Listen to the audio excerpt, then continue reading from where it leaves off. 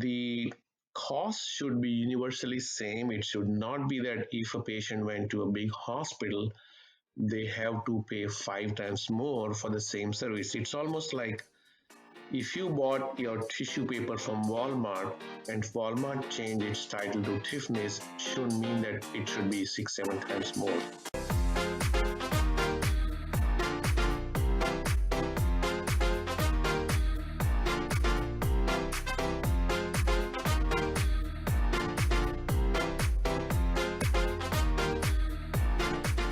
Hello, I'm Lester, and welcome to another episode of What's with RWE.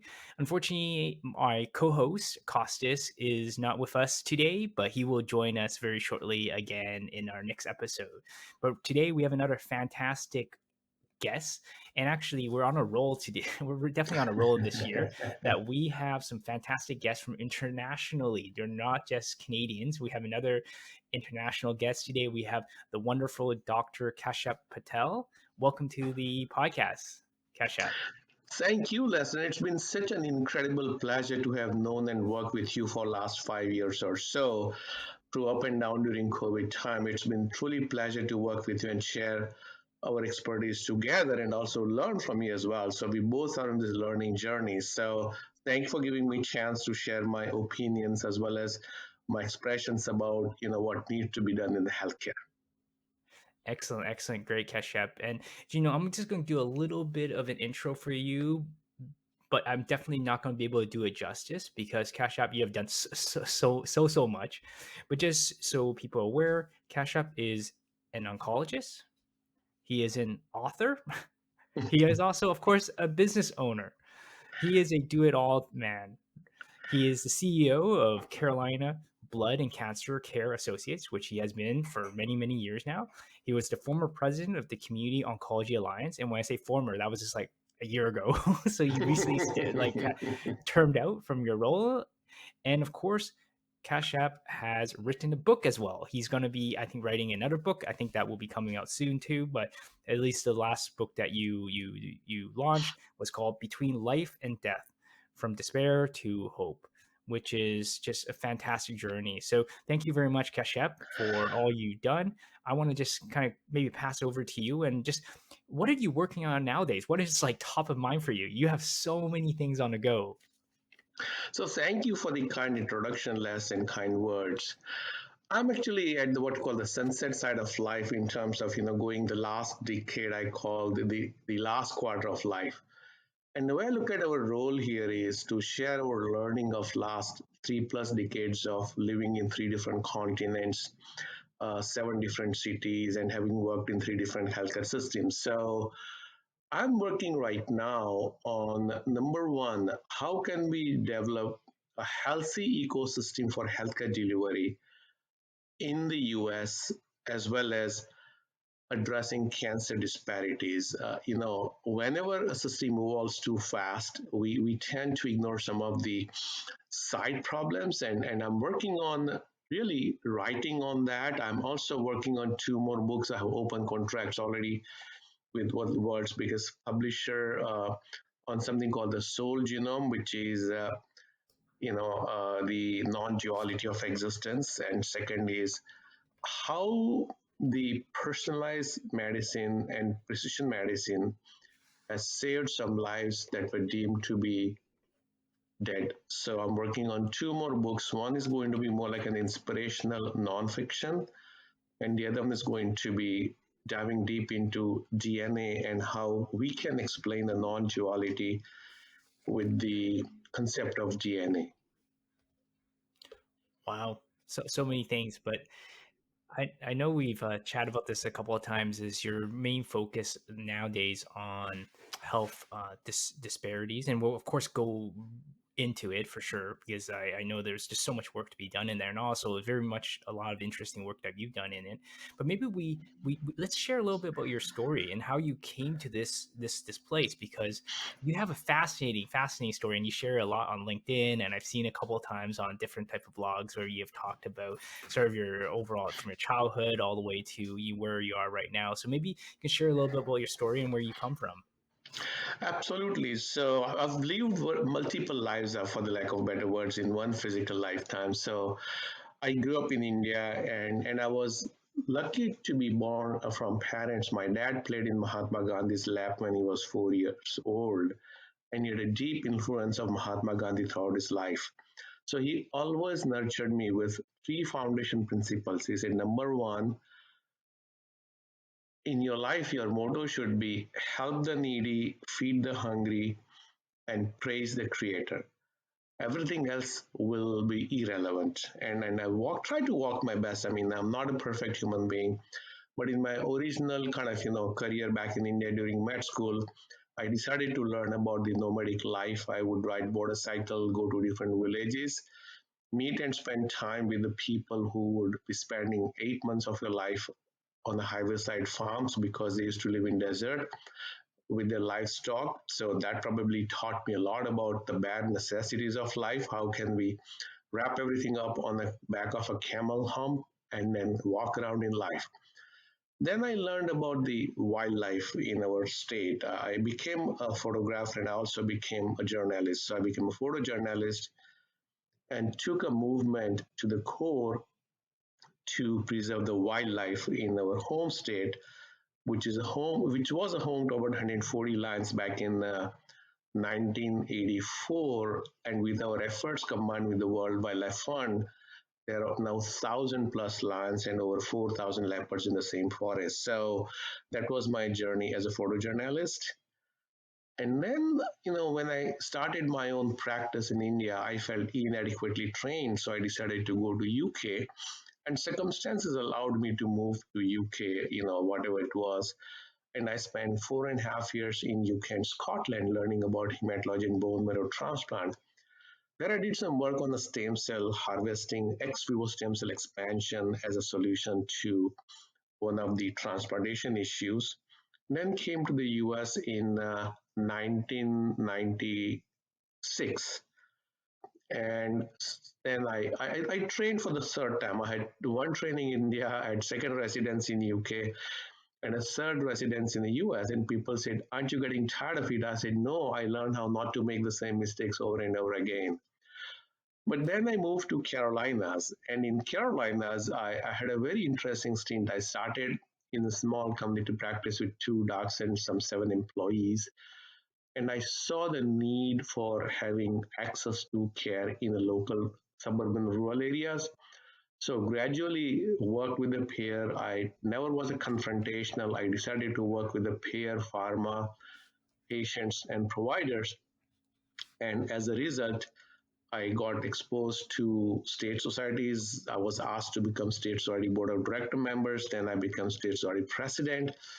From there, I was asked to become director at the Community Oncology Alliance, and I rose to the highest cadre of the co-op president.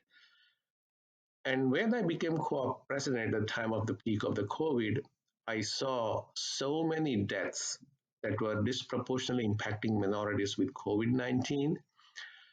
And same year, I saw the report from the American Association of Cancer Research, which highlighted that 34%, one in three cancer deaths is preventable.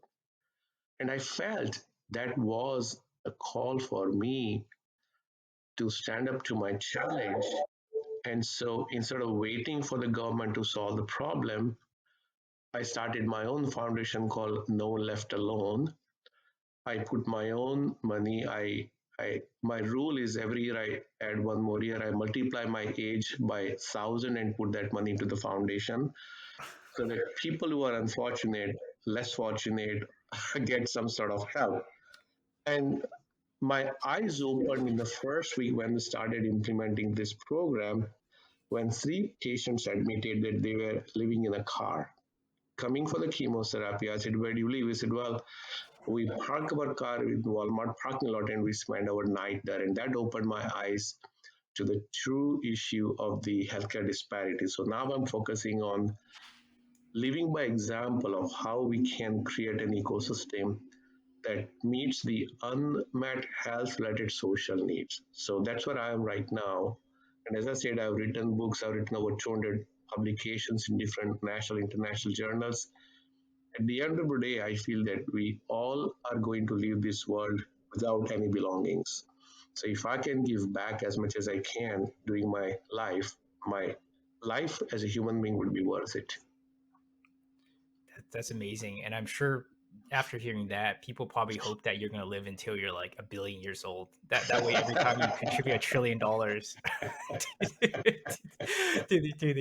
to this foundation.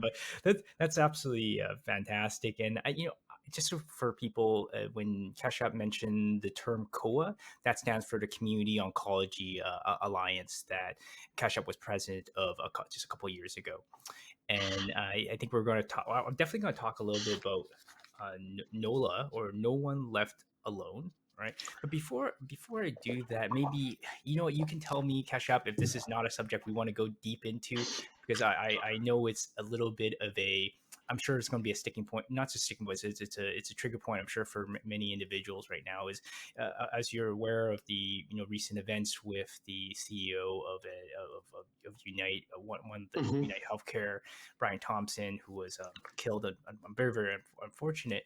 So I don't want you to talk specifically about that incident, because I mean right now there's a lawsuit and so forth, right, and criminal charges.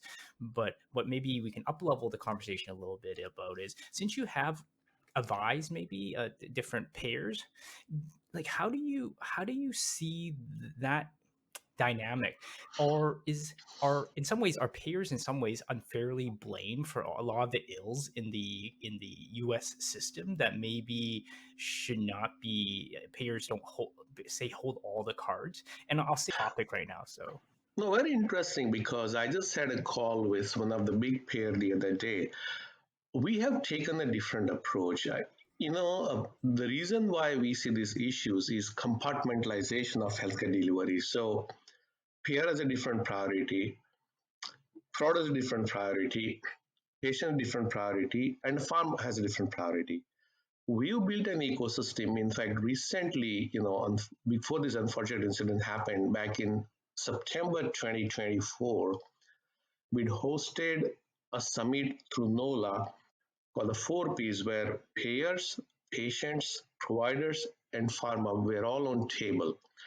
And if we build an ecosystem with mutual trust, faith, and alignment, all of our goals are aligned that we want to serve patients to the best, but in the most economic way. And our practice has served an example. You probably may be aware of all the private equity acquisition as well as the hospital acquisition of the physician practices. So today I would say that we are the truly independent physician-owned entity in Carolina, South Carolina, which has never turned any patient away. And from two docs, two providers, and 7 employees, we've grown to have now 9 providers, 5 MDs, oncologists, and 4 mid-levels, and about 40 plus employees. So it is feasible and possible if we create a non-confrontational, collaborative, cohesive approach that is true patient-centered. I think these problems are not difficult to solve. There's a lot of ways that happens. For example, preventable hospitalization. So we have a rule that if a patient calls between 9 to 5, we tell them don't even wait to call, just come on over to the clinic. We'll have a slot open for you. Somebody will stay beyond 5 p.m. to see you. If patient calls on the weekend, we do take care of them on the weekend. And that results in reducing risk of unexpected preventable ER visits and hospitalization. So when you look at the US healthcare spending, I think we spend about over $1.5 trillion in hospitalization. And according to data from different sources, about 20 to 30% of that are preventable. So there's about $300 billion plus pie lying right there. Second is site of care. I mean, you've seen a lot of writing from COA or Community Oncology Alliance about a healthcare cost could be a third less expensive at a clinic compared to a big health system. And by default, the health systems have more expenses, but they also have more capital-centric approach. So there are some drugs that a payer pays say $100 to my clinic, they may end up in paying 300 when my practice is acquired by the health system. So there are some easy fix, and in my opinion, if there's a all the stakeholders get together, putting their ego aside, putting their capitalistic approach aside, US can save between half a trillion to $1 trillion in the healthcare spending just by realigning priorities and building up what we call sustainable healthy ecosystem for a healthcare delivery. Great, great. And maybe this is a perfect time to for many individuals who probably haven't heard of NOLA. That again is the No One Left Alone Mhm. initiative that you have put together with, I think, with others, other collaborators. Maybe you can describe some of these efforts because a lot of people talk a lot of about different how things can be improved, but you're different, Keshap. You do them. You talk about it and then you do it. So maybe you can talk a little bit about what NOLA does and maybe a couple of the initiatives that you have ongoing right now at NOLA. So we started No Left Alone back in 2021 with the idea of identifying unmet health related social needs that creates complications that threatens the life and that results in overspending.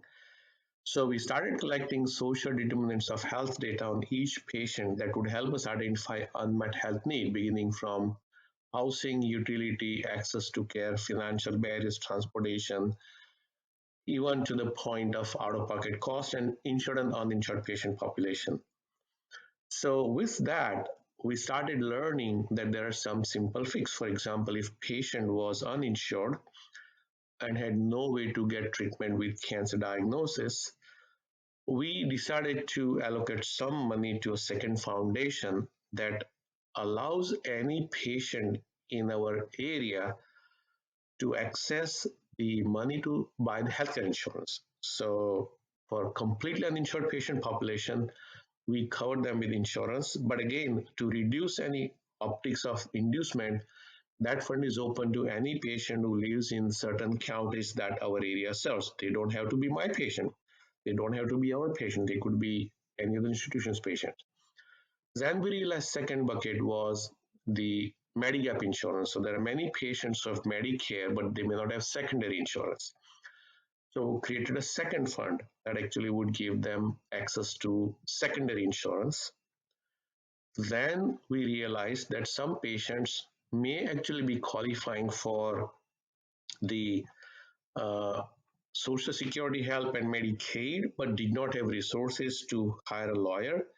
So we created a legal fund that, again, any patient with diagnosis of cancer and needing the cancer treatment can hire an attorney that actually will charge finite amount of money to represent them so that they get their help the way they need.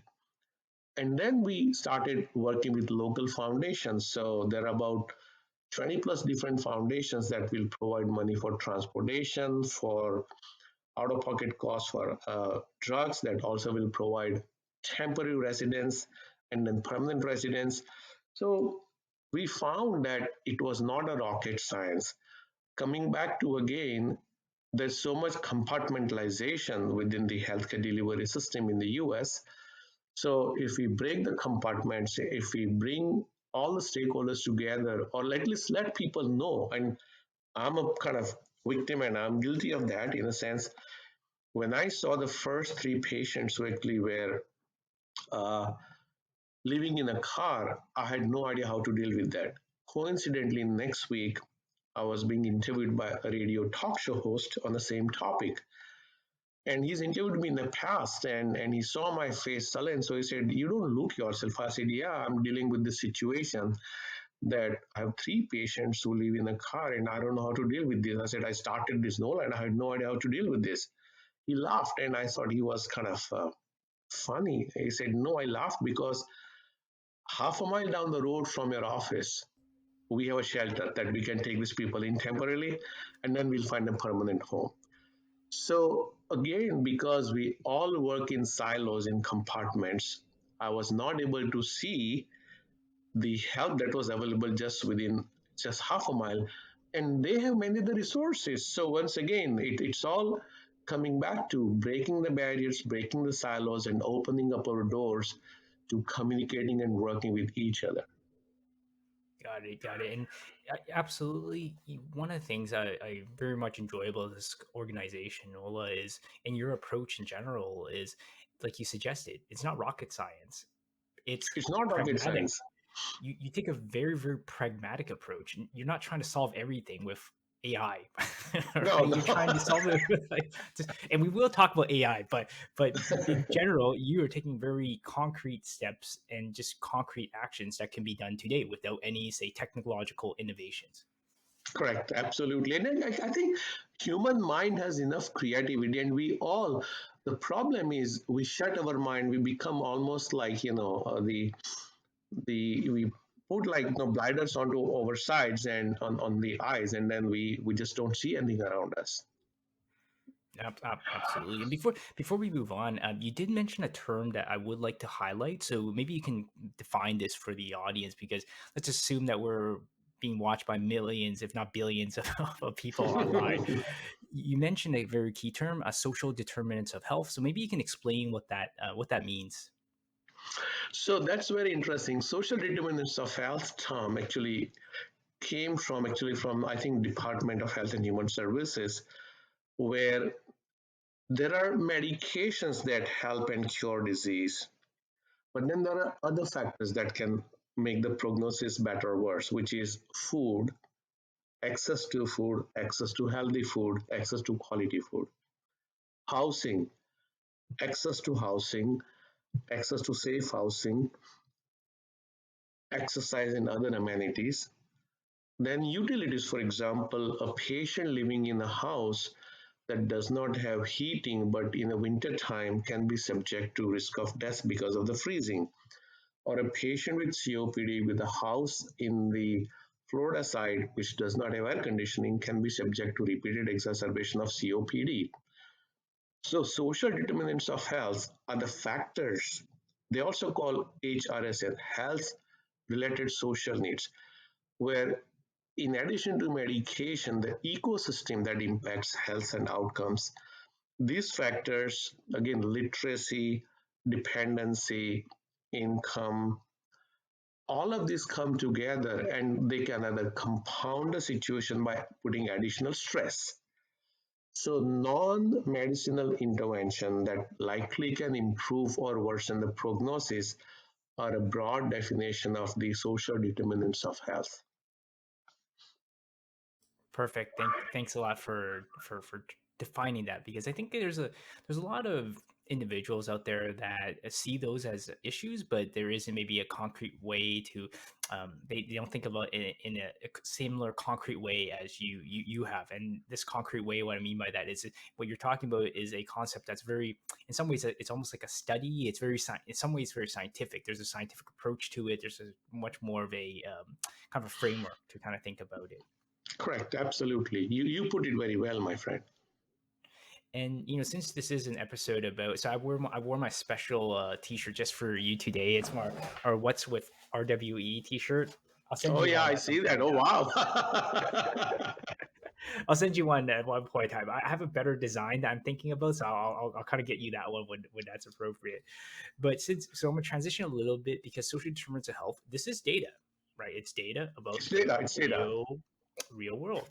So maybe we can talk a little bit about how your organization thinks about perhaps leveraging real world data in both at NOLA and maybe also at your actual your practice at at the she the name is CBCCA, so Carolina Blood and Cancer Care Associate. So maybe both at your practice level and also at the nonprofit level, how do you think about real world data, and how do you actually use it on a day to day, say not maybe not day to day, but operationally as well?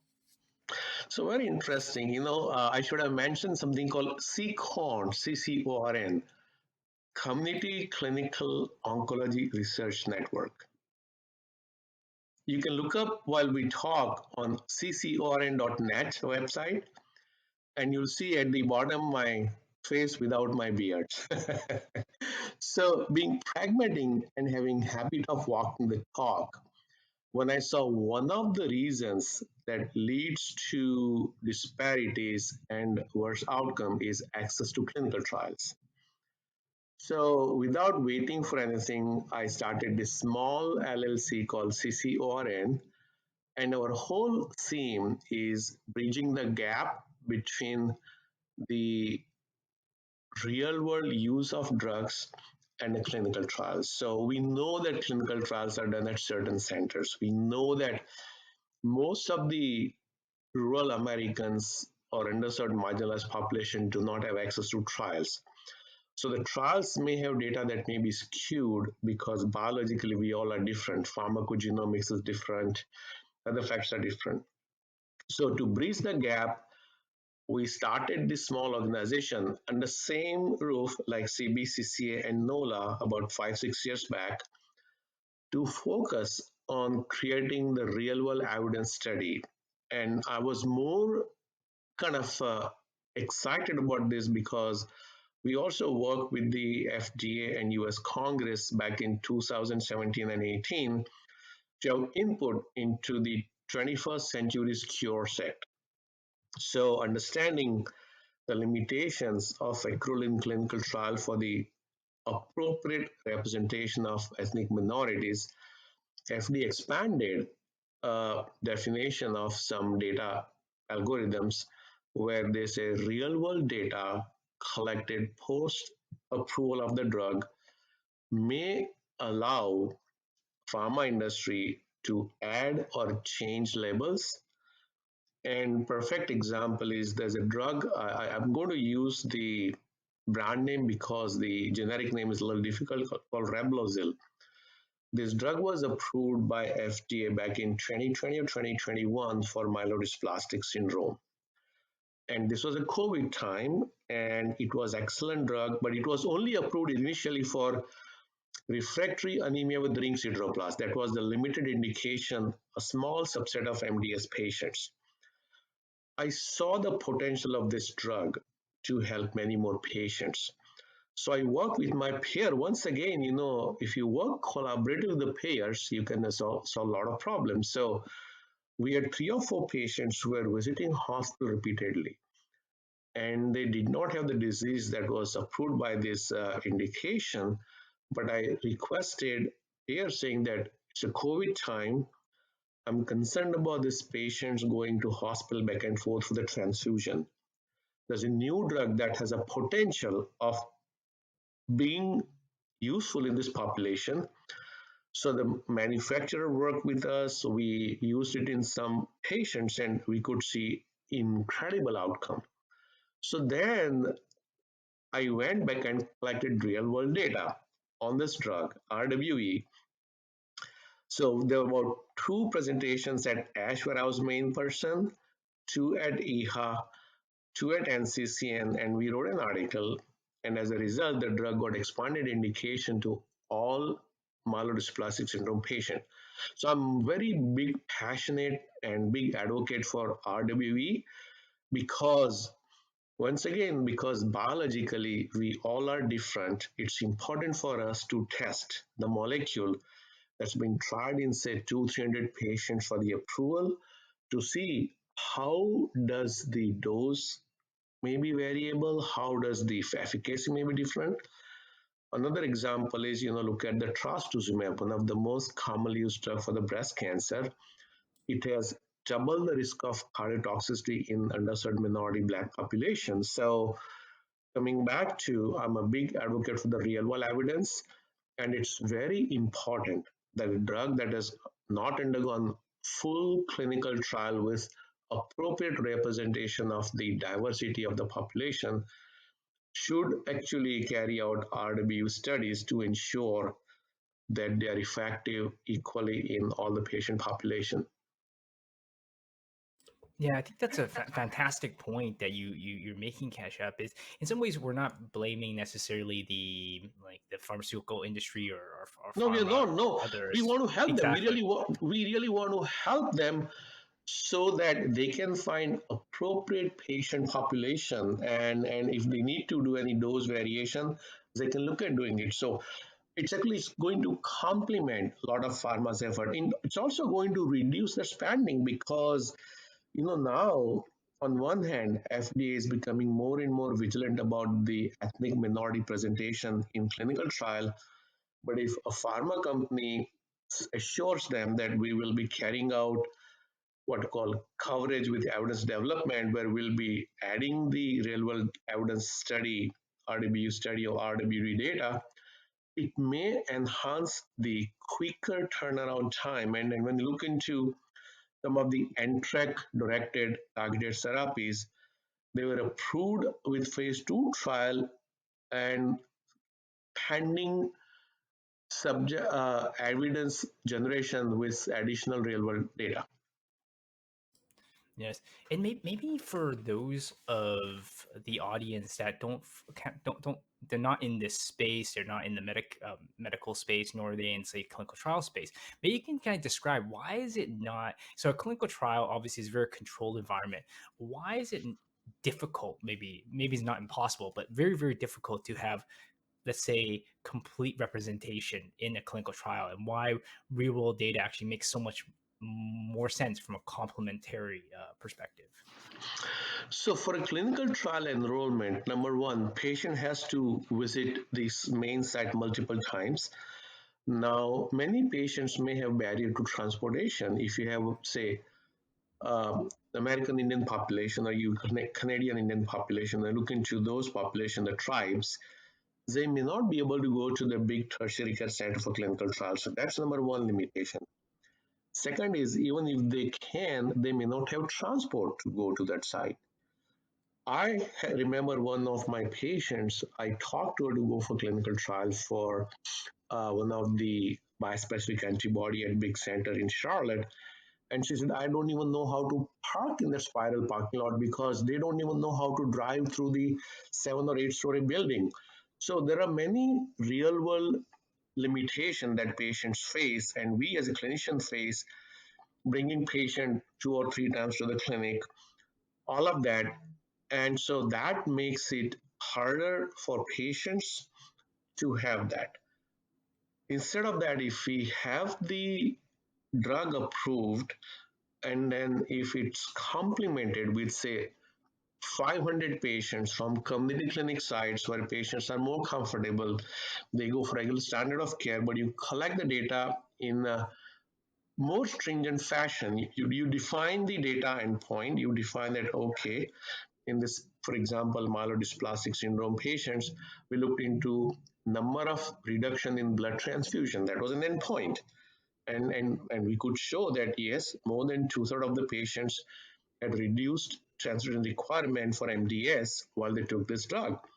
So these are the endpoints that may be able to kind of, measured more effectively, more quantitatively, with less stringent requirement, so that we can have true representation of patient population.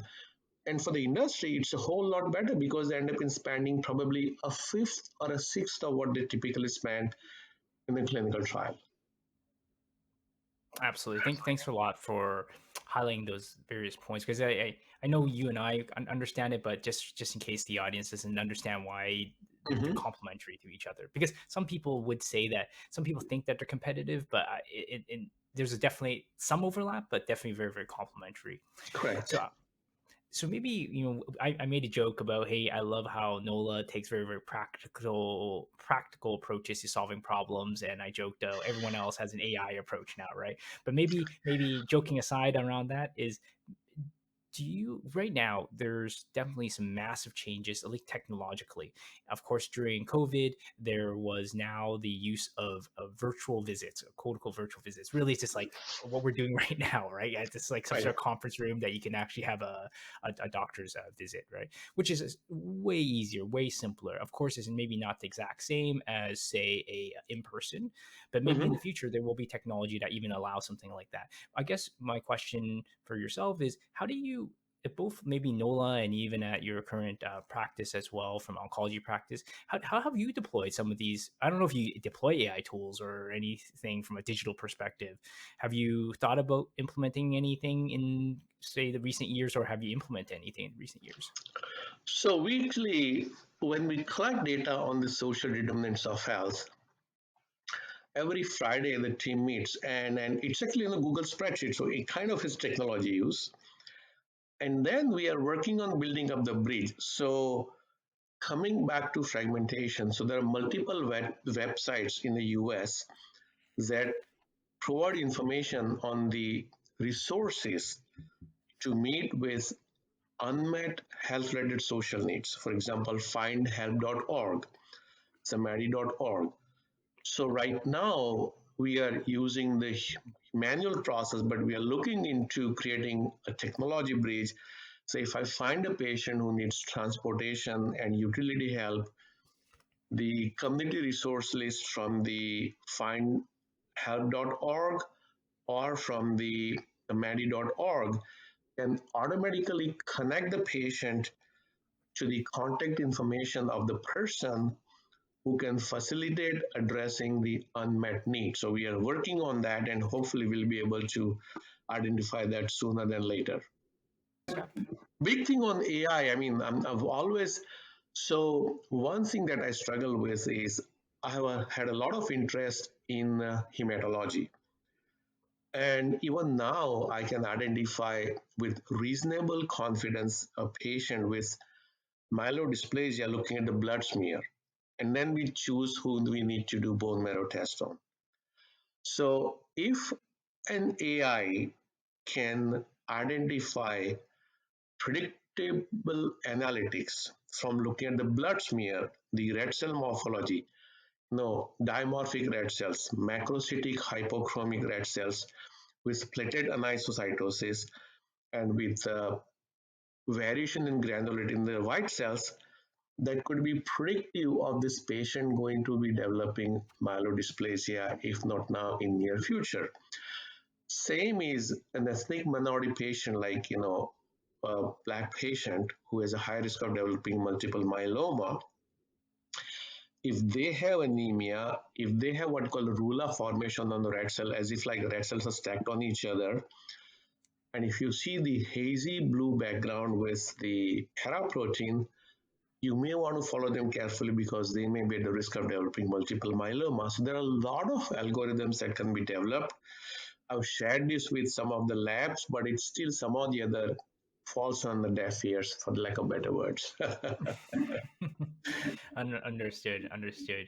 It's one thing that I would say in the healthcare space, there is a little bit of delay in adopting various new technologies, primarily because they need to be vetted, and they're vetted usually in a very specific type of framework, like clinical trials and so forth. So just so the audience understands, it's not like you don't understand that these technologies could be helpful. It definitely takes time. Yeah, well, if you look at the implications, I hate to bring kind of disparity, but if you look at the implications, so if you develop an AI-based algorithm of predictive analytics of, say, this patient only has iron deficiency, this patient only has myelodysplasia, for countries like India, South Asia, Africa, you take a small minivan fitted with a small blood analyzer. And if you look at the blood smear of people with anemia, you may be able to help so many people by narrowing down who needs a follow up and who does not need a follow up.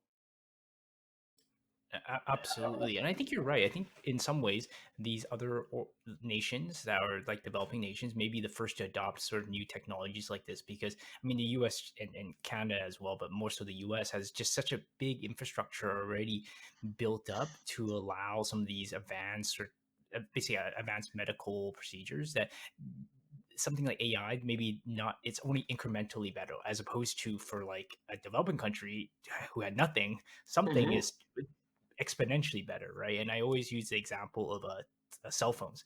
When cell phones came out, most of the US and Canada, I mean, for us, we already had landlines. So we definitely having cell phone is incrementally better. But some place like Thailand went from no connection to subsequently every single person in Thailand has like two cell phones. Right, exactly. Right. Yeah. And going back to same nation, so if you go back to India, if you drive and if you come across a beggar, he can actually take your tip via cell phone. There are some called Paytm, so they can you just give them some kind of Paytm access and they'll take like 5 rupees. That's great. See, that's why technology can be definitely a leap for many of these type of countries, and obviously for us, it's a little bit more incremental. But I'm definitely interested at least to see what you're pursuing in the future. I know I don't have too much more time, Cash App, with you because I know you're very busy. You have so many things on the go. I do have one question out of curiosity, and maybe we'll finish it off with another question. But one question out of curiosity for me is just to get your take, and I don't want to get you in trouble here, so you can tell me this could get you in trouble, so you don't have to answer it. But what do you think about like a single payer system? And the only reason I ask is because Medicare Medicare pays for, and Medicare and Medicaid pay for kind of the vast majority of, I think, cancer patients in the U.S. At least a huge proportion of cancer patients, and that's pretty much like a government insurer, right? In some ways. So, how do you think about that? Do you think it's feasible in the U.S., or is it something? Hey, you know what? It just at least for this current situation in this current environment, it's not necessarily the right approach. So it's very interesting because I worked in various health system. UK has a single payer system. I worked there for close to 4.5 years, and each system has its own strengths and weaknesses. So I had a friend who's very big researcher in Paris. He's one of the top guys in the top institution making vaccines, and his aunt had cholangiocarcinoma during COVID time. And I recommended NGS testing, and UK system said no, she's old. She was fully fun. She actually was one of the Broadway theaters actress, but she was denied because she's more than 75. Another example from Canada. So I got a call from a friend of mine, and I don't want to kind of bash system. I just want to say strength and weakness. So a friend of mine, a guy called me from Canada and said, my mother is a stage 4 colon cancer, and she has been alive for about 14 months now, and now she's progressing. They said there's no choice. She's too old. So I said, can we do the NGS testing, the from peripheral blood, the liquid biopsy? Nope. Yeah, she was denied. So I arranged for her to come to US. I said, why don't you drive her down from Vancouver to Seattle? I arranged for a sample to be picked by your liquid biopsy company. That lady went to India to die because she thought she was going to die in about 2 3 weeks time. We found PIK3CA in her. So even though she had colon cancer, I arranged for the pick rate to be sent over to her. She's alive a little over a year and a half now. Wow. So coming back to, yes, I think the health system becomes expensive when you look into the private sector here. I think if we break the silos, whether you are in the single payer system or whether you are here, when everybody comes together and said we are here for philanthropy, humanitarian purpose, let's put aside our profit margin only. Let's look into how can we make things better. I think that would work. And ours is a perfect example. I work with about 7 different payers. I work with the state Medicare, Medicaid, and there's a process in place that we have. So I'm going to actually write an article about bringing 4Ps together. You'll see within the next 3 4 weeks with the CEO and CMO of 2 large payers in our state to show that if you bring stakeholders together, whether you're a single payer, whether you are kind of, you can always provide care. At the end of the day, our purpose is to heal. We are the healers. And so, to your question, I think I like the single payer system because it's less of the bureaucracy. But then there are challenges. I mean, I'm struggling with someone in Toronto who the kid needs bone marrow transplant. He has second relapse in ALL. And I spoke with the chief of the transplant unit, and they were hesitant. So, kid is going to go to India for a transplant. Wow. No, I think you're absolutely right. It's not to pit anyone against each other, but I think Exactly. Yeah. you highlight I think exactly this is the the case I try to make to everyone as well. And I'm born and raised in Canada. I love Canada, and I very much appreciate the system here. But every single system has its pros and cons. No one system is going to be the greatest thing, right? It's not going to solve all the problems. I think that's absolutely correct. And I like how you focused on, if people come together and Mhm. tackle the core problem, right, which is how to deliver Exactly. the best health care, Yeah, yeah. right, then the system that does it in some ways doesn't really matter. And our system, US has a lot of issues. I mean, I think, Mhm. pre-authorization, pre-cert takes a lot of time. If you why do your guidelines then? If you have NCCN guidelines and if a practice consistently follows category 2A, there should be no issue about pre-authorization. But then it adds a layer, delays the treatment, and I've seen complications and hospitalization arising from this system as well. So every system has its own fault, but we as a professionals ought to come together and say our common theme is to heal the person who needs healing, and that's how we can make any system better. Absolutely, absolutely. And again, I don't want to take up more of your time, Kashyap, because you've been, of course, a fantastic guest. We got to have you on again when you write your next book. But maybe the last question, or maybe more of a, if you can make a comment around this, is, if you had the ideal world, that you had the magic wand, you can wave the wand, and you could make the ideal world, right? What would be like one or two things you would change in current practice right now that you think would make things exponentially better? So identifying easy preventable thing. For example, I told you about preventable hospitalization in the US. If you look into based on national data, you can easily save money. But the thing that we forget here, Lester, is that when you give time back to that human being, you're giving him something that you cannot reproduce. In every value based care model, I've never seen the value of patients and their caregivers' time. So, if you take stage 4 cancer patient and if you give them 2 weeks back by preventing hospitalization, that's the time that you give that person and the family back to be together. So, that's number one. Second is the cost should be universally same. It should not be that if a patient went to a big hospital, they have to pay 5 times more for the same service. It's almost like if you bought your tissue paper from Walmart and Walmart changed its title to Tiffany's, shouldn't mean that it should be 6, 7 times more. That's a great way of, I think, highlighting the Yeah, unique issue there. I love yeah. that. That's really hilarious. So thank you very much, Kashyap, for your time and all you do with NOLA at your current practice, of course, and then being former president of COA, the Community Oncology Alliance. Where can people find you? Is X the best way, or Twitter the best way, or is LinkedIn? Where should I point So people to? LinkedIn, and I have my own website called kashyappatel.com. Perfect, Yeah, so perfect. yeah, So absolutely. LinkedIn is so the best Kashyap. thing though. LinkedIn is the best thing. Okay, And I got want it. to come back because we are doing a study on the long COVID inflammation and cancer. Stay tuned. We got funding from South Carolina State, $900,000 to study the link. So I would love for you to kind of let's look at doing it sometime in near future. Awesome. I appreciate that. I am going to hold you to that. But thank you very much, Kashyap, for all you've done. Again, for joining us on this podcast.